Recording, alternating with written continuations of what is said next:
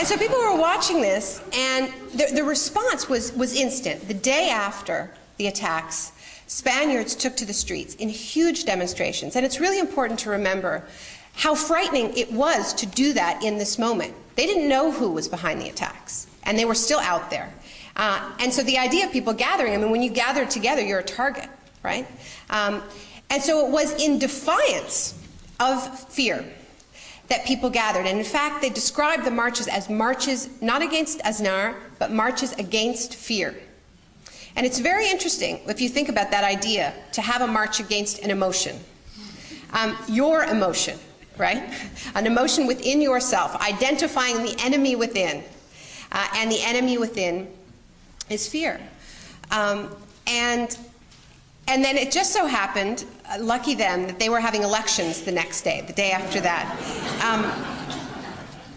And people were able to instantly act on their rejection and their disgust at the way these events were being exploited. And they voted overwhelmingly against Aznar's party and voted in Zapatero, who was promising, running on a platform of pulling troops out of Iraq. And they did pull troops out of Iraq. Imagine that. And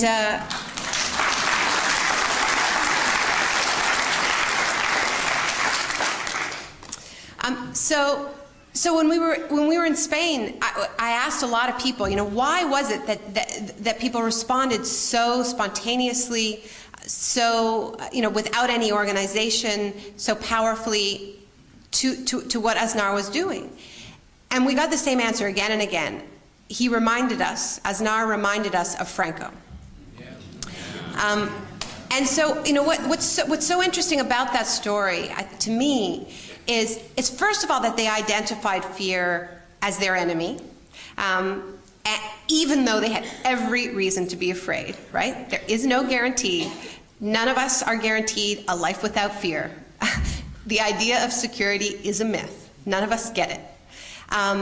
And they gathered because they knew there was strength in numbers. They knew they would be stronger together than apart.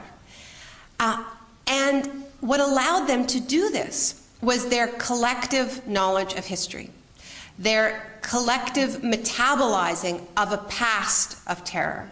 And more than that, that Spaniards had done the hard work of history, right? That they weren't living with the fairy tale version of history. They were remembering their own complicity, their own collective complicity with the Franco regime, remembering how, in an earlier era, they and their parents and grandparents, some of them, had given into that desire for security and given up their democracy in the process. And so because they had done that work of history, they didn't lose their story. They had a story in that moment of crisis. They didn't go into shock. It was shocking, but they didn't go into shock. They had that collective story. And it was history, really, that saved them.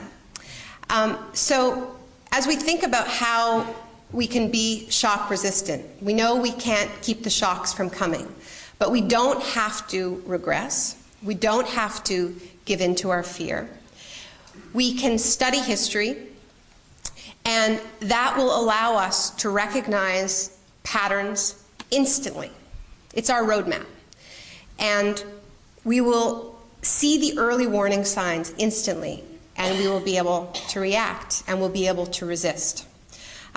So I want to thank you very much. I've talked a long time, but we still have time for questions. History is our story. It's our shock resistance. So thank you for remembering a little bit with me tonight. You've been listening to a presentation by journalist and author Naomi Klein, talking about her latest book, The Shock Doctrine, The Rise of Disaster Capitalism. In a moment, we'll return to the question and answer session from the program. Naomi Klein is an award-winning journalist, syndicated columnist, and author. Her books include the international bestseller, No Logo, Taking Aim at the Brand Bullies. With over 1 million copies in print, this book, Naomi Klein's first, was translated into 28 languages. And Fences and Windows, Dispatches from the Front Lines of the Globalization Debate. Naomi Klein is a regular contributor to The Nation magazine and the British newspaper The Guardian.